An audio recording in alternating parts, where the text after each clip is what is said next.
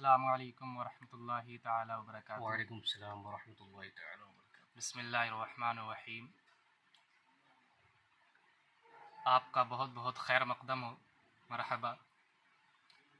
ماشاء اللہ آپ اس ویڈیو کو دیکھنے کے لیے آئے، یعنی کہ آپ محرم الحرام کے مہینے کے بارے میں جانکاری حاصل کرنا چاہتے ہیں۔ ہمارا جو آج کا یہ پوڈ کاسٹ ہے محرم الحرام کی فضیلت کے بارے میں ہے، اور امام حسین کی شہادت کے بارے میں ہے، تعزیہ داری کے بارے میں ہے۔ ہمارے ایک بہت عزیز مہمان مولانا عرفان الہدیٰ مصباحی صاحب ہمارے ساتھ موجود ہیں، تو حضرت ہماری اس جو ہے بارے میں رہنمائی فرمائیں گے، اور ہماری جو عوام کے تعزیہ داری کے بارے میں سوالات وغیرہ ہیں ان سوالات کے جواب دیں گے۔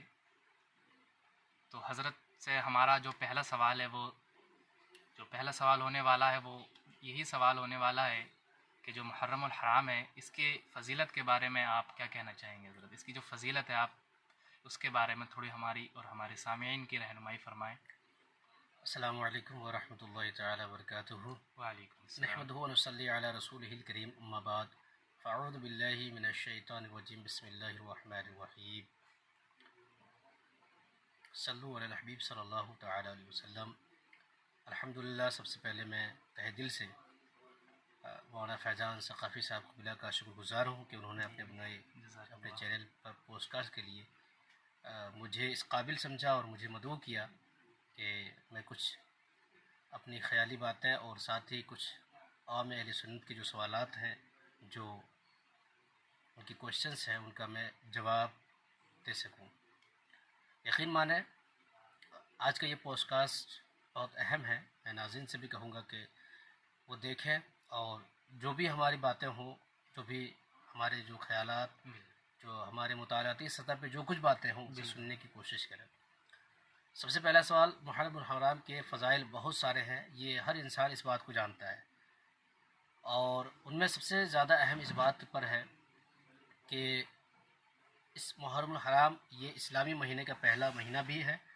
اس اعتبار سے بھی صرف فضیلت و اہمیت حاصل ہے، اور ہمارے آقا کریم صلی اللہ علیہ وسلم رمضان کے بعد سب سے زیادہ جس مہینے کو فوقیت دیتے تھے وہ اس مہینے کو فوقیت دیتے تھے، کیونکہ حضرت عبداللہ بن عباس رضی اللہ تعالیٰ عنہ سے بھی یہ حدیث مروی ہے کہ آقا کریم صلی اللہ تعالیٰ علیہ وسلم نے عاشورہ کے روزے کو رکھنے کا حکم بھی دیا، اور خود حضور صلی اللہ تعالیٰ علیہ وسلم عاشورہ کے روزے کا اہتمام بھی فرماتے تھے۔ بے شک مکے میں، مدینے میں بھی آئے تب بھی اس کا اہتمام فرماتے تھے، اور ساتھ میں ایک حدیث پاک بھی ہے، آقا کریم صلی اللہ تعالیٰ علیہ وسلم ارشاد فرماتے ہیں کہ عاشورہ کے روزے کی فضیلت کے تعلق سے کہ جو اس روزے کو رکھے گا اللہ تبارک و تعالیٰ اس کے پچھلے ایک سال کے مکمل گناہوں کو اللہ تبارک و تعالیٰ اس کے صدقے معاف فرما دیتا ہے۔ اللہ، یہ اس کی فضیلت ہے۔ تو میں کہوں گا کہ بالخصوص اس اعتبار سے بھی فضیلت کا حامل ہے، اور سب سے بڑی جو اہمیت اور جس کی وجہ سے ہم سارے لوگ جانتے ہیں اور عوام اہل سنت بھی جانتی ہے، وہ ہے کربلا کا واقعہ، جس میں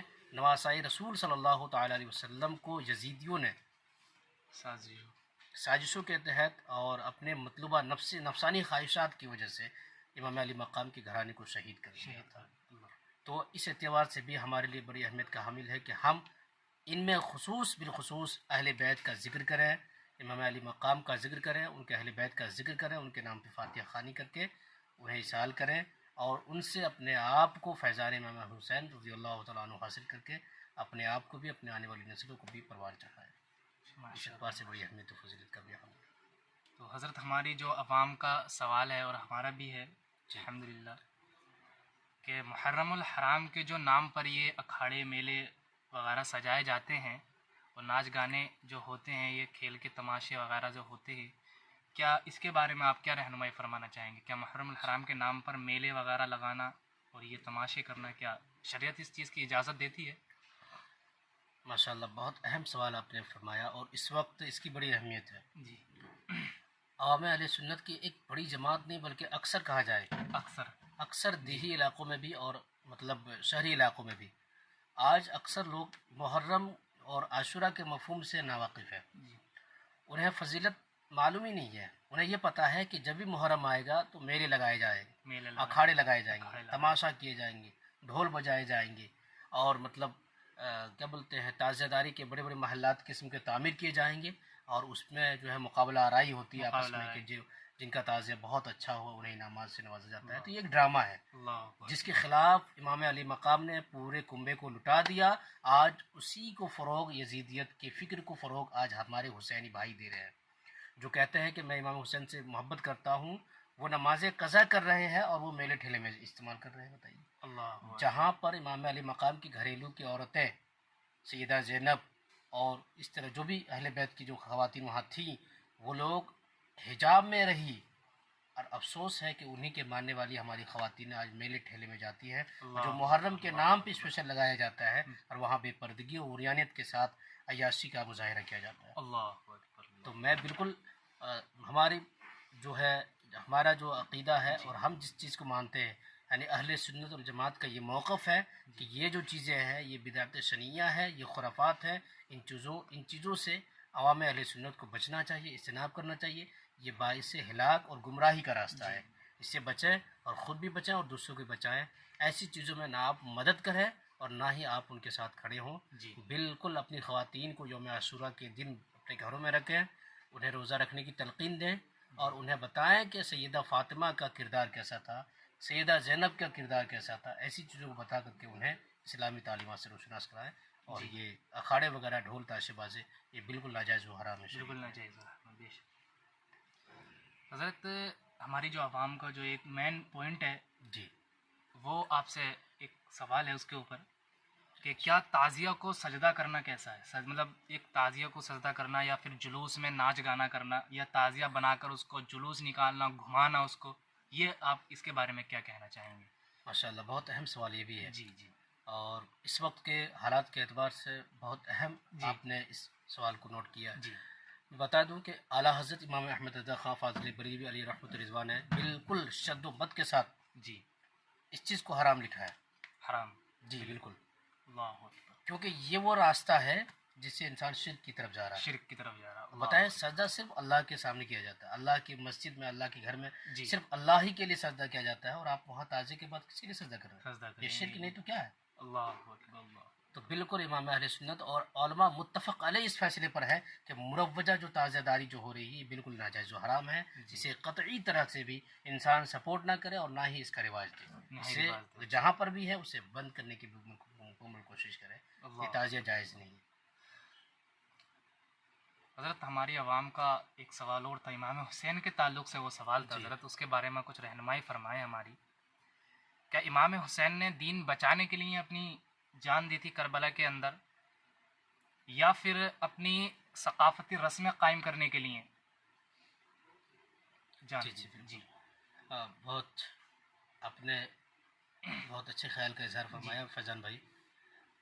حضرت میں بتا دوں کہ یقیناً جیسے آج کا جو ماحول دیکھتا ہوں تو اس میں افسوس ہوتا ہے بہت کہ امام علی مقام نے کس لیے اپنا کنبل اٹھایا تھا. جی کنبل اٹھانے کا مطلب کیا تھا؟ سب سے پہلے ہمیں یہ جاننا چاہیے کہ انہوں نے جو پورا کنبہ، پورا خاندان جو لٹایا ہے وہ کس لیے اٹھایا تھا؟ کیونکہ وہ لٹایا تھا شریعت محمد مصطفیٰ صلی اللہ علیہ وسلم کے تحفظ کے لیے. لیکن آج اس کے ماننے والے، اس کے چاہنے والے انہی شریعتوں کو اپنے پاؤں تلے روندتے جا رہے ہیں. آپ یاد رکھیں پورا 11 مہینہ ہمارے سارے حسینی بھائی خاموش رہیں گے. بتائیں، نماز کے لیے، نماز کا اہتمام، پانی بند تھا تب بھی وہاں نماز کا اہتمام ہوا. وہاں پر جو ہے کھانے پینے کا بھی نظام نہیں تھا، بھوکے پیٹ رہ کر بھی صحابہ اور جو ہے امام علی مقام کی خواتین، جو گھر کی خواتین تھی، وہ سارے لوگ نماز کا اہتمام کر رہے تھے. ان ساری چیزوں کو پیغام دینے کے لیے کیا تھا. لیکن اس کے باوجود بھی آج ہمارے حسینی شراب پی کر کے، نشہ پی کر کے بھی تعزیہ کے پاس جاتے ہیں، نشہ پیتے ہیں، تعزیہ میں ڈھول تاشے ہوتے ہیں. اور کیا بولتے ہیں کہ عورتوں کا ایک دوسرے سے مطلب مرد و عورت میں ایک دوسرے کے اختلاط ہوتا ہے. یعنی جن چیزوں کے لیے امام علی مقام نے اپنے کنبہ کو لٹایا تھا، جن کے بائیکاٹ کے لیے، جن کو روکنے کے لیے، آج انہی کو ہمارے حسینی بھائی فروغ دے رہے ہیں.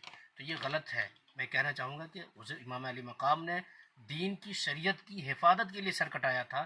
تو میں انہیں یہ کہوں گا کہ اس کے ماننے والے بھی انہی کی شریعت کو حفاظت کے ساتھ، انہی شریعت کو آنے والی نسلوں تک پہنچائیں. یہ جو ہم کر رہے ہیں میلہ ٹھیلا، تعزیہ، تماشا، ڈھول تاشے، اللہ پر افسوس ہوتا ہے حضرت. بعض دفعہ تو آپ دیکھے ہوں گے کچھ لوگ مورتیاں بنا لیتے ہیں، ہاں مورتیاں بنا لیتے ہیں، مٹی کاٹ کے اللہ مورتی بنا کے ایک کو امام حسن ایک کو امام حسین تصور کرتے ہیں، بالکل ہاں بالکل بی بی ناجائز ہے، زینب کی بنا یہ دیتے ہیں۔ شرک ہے بالکل۔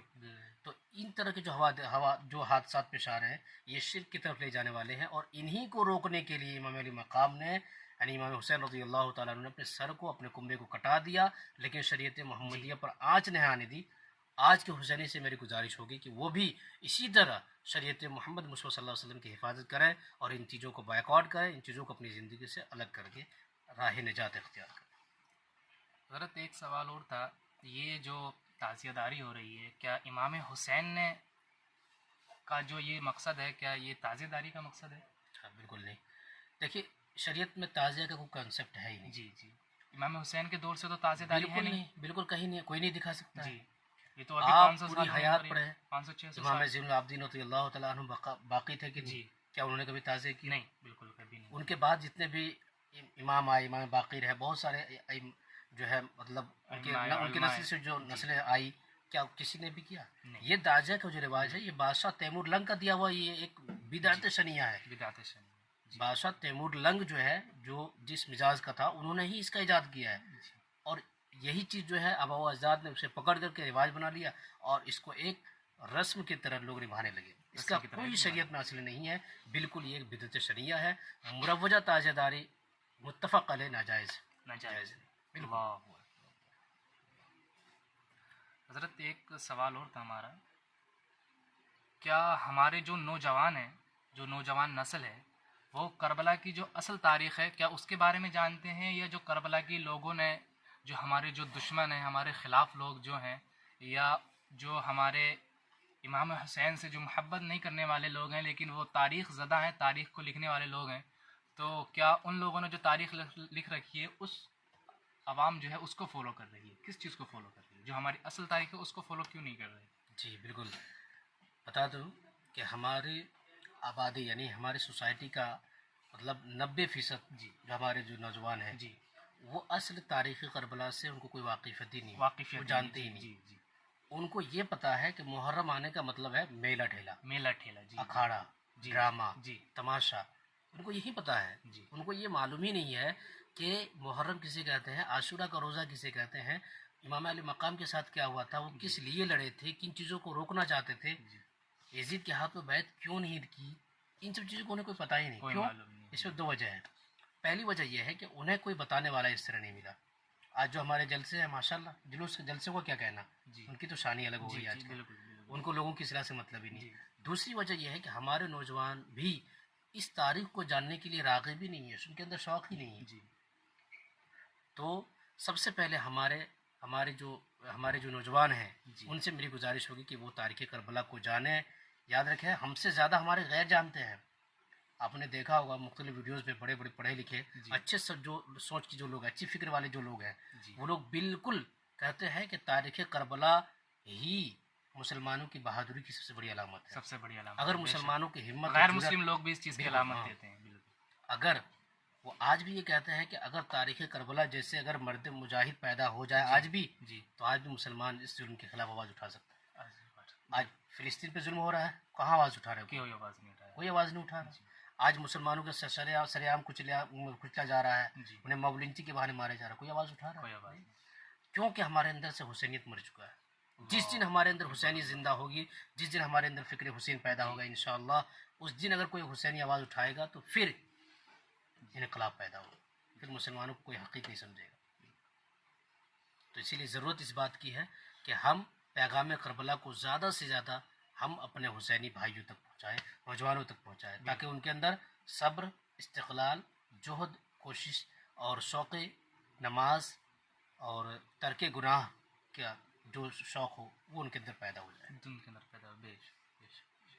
حضرت ہمارا آخری سوال تھا جی جی ہماری عوام کا، بہت اہم سوال ہے وہ، اور بہت پوائنٹ کا سوال ہے، جی بالکل، اس پر تھوڑی حضرت ہماری رہنمائی وغیرہ فرمائیں، اور ہمارے سامعین کو کچھ جو ہے اس سے روشناس فرمائیں۔ انشاءاللہ۔ جو علماء دین ہیں اور جو سماجی رہنمائی ہے، اس کے بارے میں کیا، اس کا کیا کردار ہے ان غیر مروجہ رسومات کا، جو تعزیہ داری کے بارے میں رسومات ہیں، یا پھر اور بھی بہت ساری رسومات ایسی ہیں جو عوام کے اندر عام ہیں اور وہ شریعت اس چیز کی اجازت نہیں دیتی. اس کے بارے میں آپ کیا ماشاء کہنا چاہیں گے؟ اللہ، آپ بڑا یونیک سوال کبھی کبھی کر دیتے ہیں جی حضرت. جی. بہت ماشاء اللہ، ایسے سوالات بہت کم لوگ کر پاتے ہیں. اللہ اکبر. بہت اچھا سوال ہے آپ کا. دیکھیے، اس وقت جو ہے سب سے بڑی ذمہ داری ہمارے علماء کی ایک جماعت پر ہے. جی. علماء کی جماعت. علماء کی جماعت پہ بہت بڑی ذمہ داری وہ یہ ہے کہ وہ علماء، اگر ہم ان خرافات کو روکنا چاہتے ہیں، جی لوگوں کو گمراہی سے، شرک سے، بدعت سے اور شرک کی طرف لے جانے والے جو کام ہیں ان سے روکنا چاہتے ہیں، جی تو ہمارے علماء کو آگے آنا ہوگا. بالکل.